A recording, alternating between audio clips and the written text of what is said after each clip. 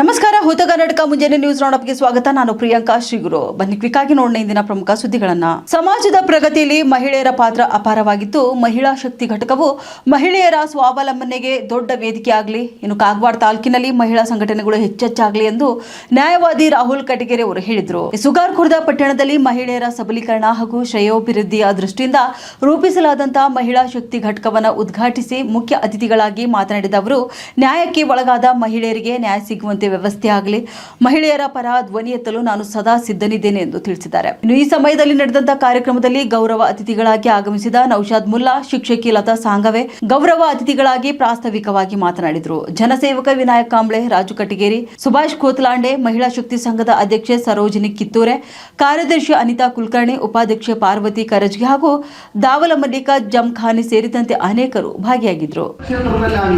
ಯಾರಿಗೆ ಅನ್ಯಾಯ ಆದ್ರೆ, ಯಾರಿಗೆ ತೊಂದರೆ ಆದ್ರೂ ಯಾವತ್ತೂ ನಮ್ಮನ್ನು ಕರೀರಿ, ನಾವು ನಿಮ್ಮ ಬೆಂಬಲವಾಗಿ ಯಾವತ್ತೂ ನಿಲ್ತಕ್ಕಂಥ ಮಾತನ್ನು ಹೇಳಿ ಇವತ್ತಿನ ದಿವಸ ನೀವೇನು ಈ ಮಹಿಳಾ ಸಂಘಟನೆ ಮಾಡಿದ್ದೀರಿ, ಎಷ್ಟು ಚೆನ್ನಾಗಿ ಬೆಳಗ್ಗೆ ಹಿಡಿದ ಕಾರ್ಯಕ್ರಮ ಮಾಡಿರಿ.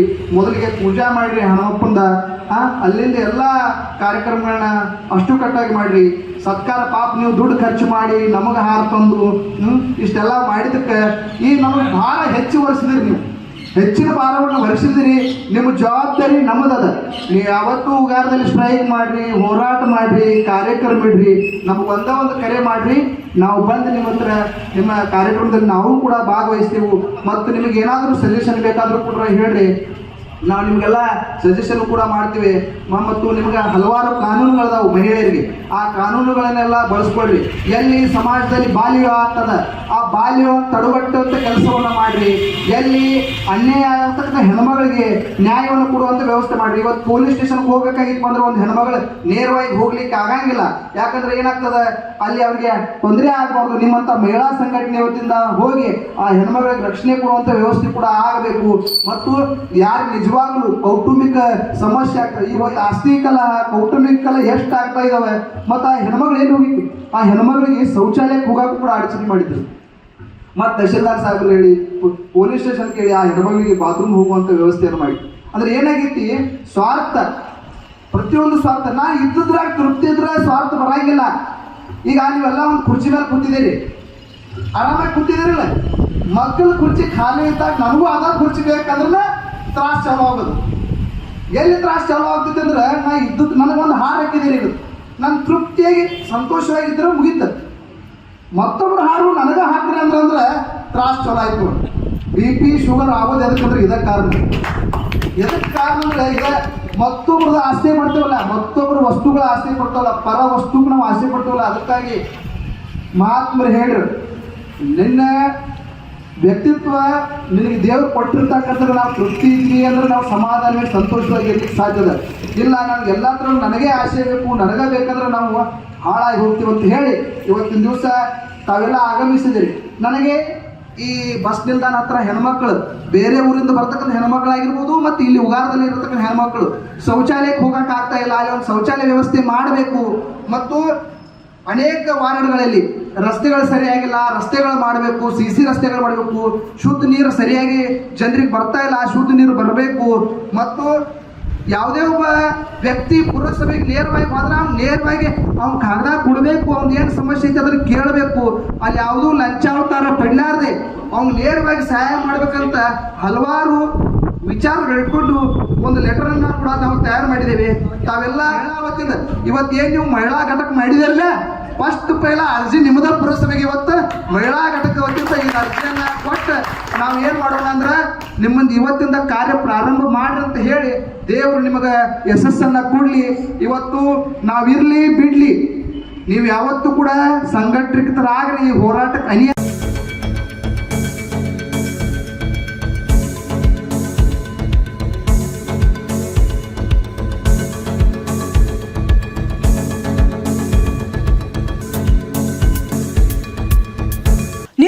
ನಿರಂತರವಾಗಿ ಸುರಿಯುತ್ತಿರುವ ಮಳೆಯಲ್ಲಿ ಬಸವಕಲ್ಯಾಣ ನಗರದಲ್ಲಿ ಪ್ರಯಾಣಿಕರು ಸೇರಿ ಶಾಲಾ ಕಾಲೇಜು ವಿದ್ಯಾರ್ಥಿಗಳು ಭಾರಿ ಪರದಾಟ ನಡೆಸುತ್ತಿದ್ದಾರೆ. ನಗರದ ತ್ರಿಪುರಾಂತ್ ಬಳಿ ಸಂಜೆ ವೇಳೆಯಲ್ಲಿ ತಮ್ಮ ಗ್ರಾಮಕ್ಕೆ ತೆರಳಲು ಶಾಲಾ ಕಾಲೇಜು ವಿದ್ಯಾರ್ಥಿಗಳು ಬಸ್ಗಾಗಿ ಭಾರಿ ಪರದಾಟ ನಡೆಸಿ ಜೀವವನ್ನ ಕೈಯಲ್ಲಿ ಹಿಡಿದು ಪ್ರಯಾಣ ಮಾಡುತ್ತಿದ್ದಾರೆ. ಇನ್ನು ವಿದ್ಯಾರ್ಥಿಗಳು ಬಸ್ಸಿನ ಬಾಗಿಲಲ್ಲಿ ನಿಂತು ಕಾಲಿಡುವುದಕ್ಕೂ ಕೂಡ ಜಾಗವಿಲ್ಲದ ಬಸ್ಸಿಗೆ ಜೋತು ಬಿದ್ದು ತಮ್ಮ ಜೀವವನ್ನ ಪಣಕ್ಕಿಟ್ಟು ಪ್ರಯಾಣ ಮಾಡುತ್ತಿದ್ದಾರೆ. ಇನ್ನು ನಗರದ ಮುಖ್ಯ ರಸ್ತೆಗಳಲ್ಲಿ ಹಲವೆಡೆ ಗುಂಡಿಗಳು ಬಾಯಿ ತೆರೆದಿದ್ದು ಜೋತು ಬಿದ್ದು ಬಸ್ಸಿನಲ್ಲಿ ಪ್ರಯಾಣ ಮಾಡುತ್ತಿರುವಂತಹ ಮಕ್ಕಳ ಜೀವಕ್ಕೆ ಇದೀಗ ಕಂಟಕ ಎದುರಾಗ್ತಿದೆ. ಇಲ್ಲಿನ ಸಾರಿಗೆ ಇಲಾಖೆ ಸಂಜೆ ಸಮಯದಲ್ಲಿ ಓಡಾಡುವ ವಾಹನ ಬಸ್ಗಳ ಸಂಖ್ಯೆ ಹೆಚ್ಚು ಮಾಡಬೇಕು. ಹಾಗೆ ಇಲ್ಲಿನ ನಗರಸಭೆಯವರು ಕೂಡ ರಸ್ತೆ ಸರಿಪಡಿಸಿ ಸುಗಮವಾಗಿ ವಾಹನ ಸಂಚಾರಕ್ಕೆ ಅನುವು ಮಾಡಿಕೊಡಬೇಕೆಂದು ಸಾರ್ವಜನಿಕ ವಲಯದಲ್ಲಿ ಮಾತುಗಳು ಕೇಳಿ ಬರ್ತಾ ಇವೆ.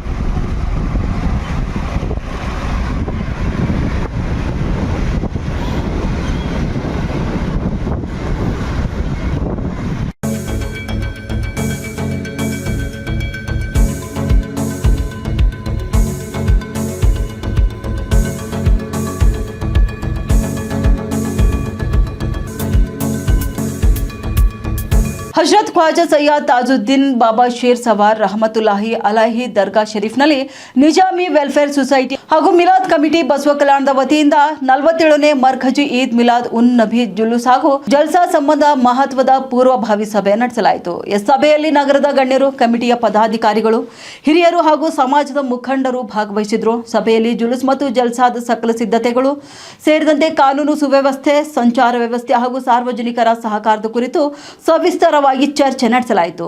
ಈ ಬಾರಿ 47ನೇ ಮರ್ಕಜಿ ಈದ್ ಮಿಲಾದ್ ಉನ್ ನಬಿ ಕಾರ್ಯಕ್ರಮವನ್ನು ಕಳೆದ ವರ್ಷಗಳಿಗಿಂತಲೂ ಕೂಡ ಹೆಚ್ಚು ಅದ್ದೂರಿಯಾಗಿ ಆಯೋಜನೆ ಮಾಡಲು ತೀರ್ಮಾನಿಸಲಾಯಿತು. ನಗರದ ವಿವಿಧ ಪ್ರದೇಶಗಳಲ್ಲಿ ವಿಶೇಷ ವಿದ್ಯುತ್ ಅಲಂಕಾರ ಜೊತೆಗೆ ಲೈಟಿಂಗ್ ಹಾಗೂ ಅಲಂಕಾರ ವ್ಯವಸ್ಥೆ ಮಾಡಲಾಗುವುದೆಂದು ಕಮಿಟಿ ಸದಸ್ಯ ತಿಳಿಸಿತು. ಇನ್ನು ಮರ್ಕಜಿ ಜುಲೂಸ್ ಬರ್ಗಾಹೆ ಹುಸೈನ್ನಿಂದ ಆರಂಭವಾಗಿ ನಗರದ ಪ್ರಮುಖ ರಸ್ತೆಗಳಲ್ಲಿ ಸಂಚರಿಸಿ ಗಾಂಧಿ ಚೌಕ್ ತಲುಪಲಿದೆ. ಅಲ್ಲಿ ಭವ್ಯ ಜಲ್ಸಾ ನಡೆಯಲಿದ್ದು ಜಲ್ಸಾದಲ್ಲಿ ಹೊರನಾಡಿನಿಂದ ಆಗಮಿಸುವಂತಹ ಖ್ಯಾತ ಭಾಷಣಕಾರರ ಜೊತೆಗೆ ಸ್ಥಳೀಯ ಗಣ್ಯರು ಸಹ ಮಾತನಾಡಲಿದ್ದಾರೆ. ಈದ್ ಮಿಲಾದ್ ಉನ್ ನಬಿ ಕಾರ್ಯಕ್ರಮವು ಪ್ರೀತಿ, ಶಾಂತಿ, ಮಾನವೀಯತೆ ಮತ್ತು ಸೌಹಾರ್ದತೆಯ ಸಂದೇಶವನ್ನು ಸಾರುವ ಉದ್ದೇಶ ಹೊಂದಿದೆ ಎಂದು ಕಮಿಟಿ ಇದೀಗ ತಿಳಿಸಿದೆ.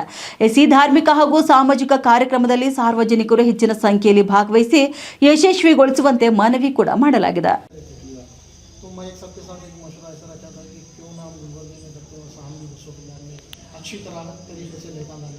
सब जन उसमें हाथ रखेंगे, सब जनों कॉन्ट्रीब्यूशन करके उनको ये नहीं मालूम कि हमारे अल्लाह क्या है, रसूलुल्लाह वो नहीं, क्या मुकाम है. और ये अपने साथ लेकर जब 35 नौकरी के बाद काम किया हूँ एक ज़माने में, क्योंकि ले लेता इसमें तकरीबन जो है हजरात जो हमारे साहब किबला के साथ जो है हाँ बस आ रहे नहीं देखो. अस्सलामु अलैकुम रहमतुल्लाहि वबरकातुहू. आज बरोज़ मंगल 28 जुलाई बादशाह हज़रत ताजुद्दीन शेरेश्वर बाबा दरगाह में ईद मिलादुन नबी 12 रबीउल अव्वल के ताल्लुक़ से एक मीटिंग मुनक़्क़िद की गई थी. जैसे कि हम सब जानते हैं, सारे शहर के लोग हर साल निज़ामी वेलफेयर सोसाइटी दरगाह से इसका इंतज़ाम करती है और इसमें बढ़ चढ़ कर हिस्सा लेके इस काम को अंजाम देती है. तो इस साल शहर से तकरीबन लोगों को बुलाया गया, जिसमें रईस हैं, खलील सदर साहब हैं, मिनाज हैं और दीगर तकरीबन वाजिद वग़ैरह सब यहाँ पे मौजूद थे. तो 12 रबीउल अव्वल ईद के ताल्लुक़ से एक मीटिंग अच्छी तरह से हुई यहाँ पे, जिसमें आने वाले दिनों में पिछले 3 साल से जो हमारा गणपति और रबीउल अव्वल की ईद एक साथ आ रही थी, जिसकी वजह से हम सिटी में ज़्यादा डेकोरेशन नहीं किया जा रहा था. इस साल एक इरादा अहम की है कि निज़ामी वेलफेयर सोसाइटी से हमने कहा है कि इस साल ज़्यादा से ज़्यादा सिटी में डेकोरेशन, लाइट सजाया जाए और उसके लिए हम सिटी से उनके साथ खांधे को खांधा लगा के खड़े हैं. और हम सब इनका साथ दें. ये 47वां जो ईद मिलादुन नबी का जुल्स है दरगाह से जो होते आ रहा है, इसमें एक कमेटी हमेशा से काम करते आ रही है। तो मैं बसवा कल्याण के नौजवान बुज़ुर्ग सबसे ये गुजारिश करता हूँ कि हम सब मिलकर इनका भरपूर तन मन धन से ताउन करें और इस जुलूस को कामयाब करें। ये कहते हुए मेरी बात को ख़त्म करता हूँ। अस्सलाम वालेकुम।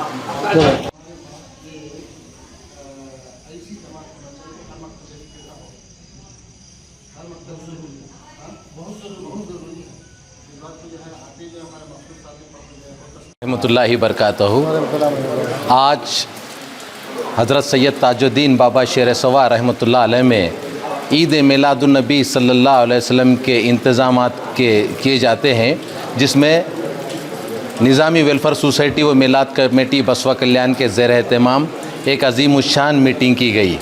इसमें हमने शहर के मुअज़्ज़िज़ हज़रात को भी मद्दुआ किया करे थे, दावत दिए थे। हर बुज़ुर्ग पीर भाई और हमारे निज़ामी वेलफेयर सोसाइटी के तमाम मेंबर शिरकत करें। और ये जो जुलूस और जलसा जिसकी बुनियाद हज़रत अफज़ल पीर रहमतुल्लाह अलैह ने आज से तकरीबन कई साल पहले, यानी कि इस बार 47वां मरकज़ी जुलूस जो शहर बसवा कल्याण बारगाह हुसैन से निकलकर मेन रोड से होता हुआ कलमा तैयबा का विर्द करते हुए बाआवाज़ बुलंद गांधी चौक में पहुंचकर ये जुलूस जलसे में तब्दील होगा, जिसमें मुअज़्ज़िज़ मुक़र्रिर जो बाहर से भी तशरीफ़ ला रहे हैं और शहर बसवा कल्याण के भी मुअज़्ज़िज़ हज़रात तशरीफ़ ला रहे हैं। और इस साल मैं तमाम बसवा कल्याण के अवाम से गुजारिश करता हूं कि अच्छे से अच्छे पैमाने पर, बड़े पैमाने पर इस साल ईद मिलादुन नबी सल्लल्लाहु अलैहि वसल्लम मनाएंगे। अस्सलामु अलैकुम।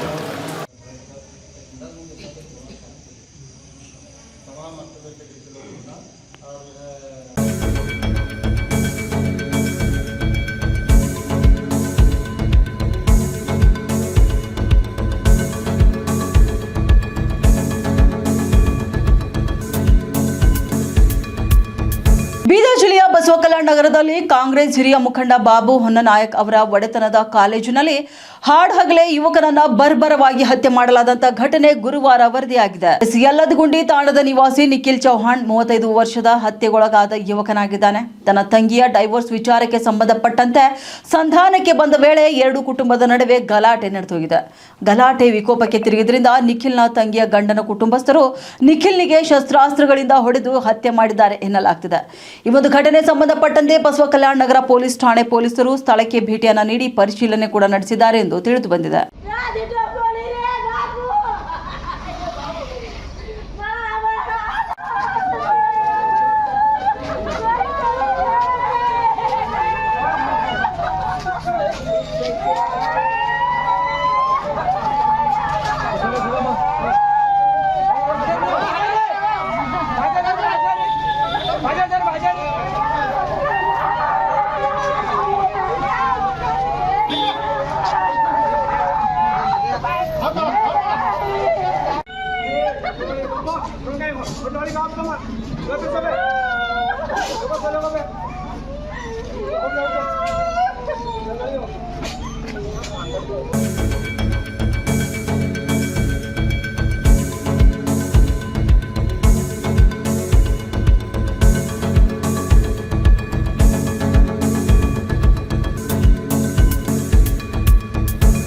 ಗಡಿ ಜಿಲ್ಲೆ ಬೀದರ್ನಲ್ಲಿ ಮತ್ತೆ ಕೊರೋನಾ ಆತಂಕ ಪತ್ತೆ ಮಾಡಿದ ನಂತರ ಮಹಿಳೆಗೆ ಸೋಂಕು ದೃಢವಾಗಿದೆ.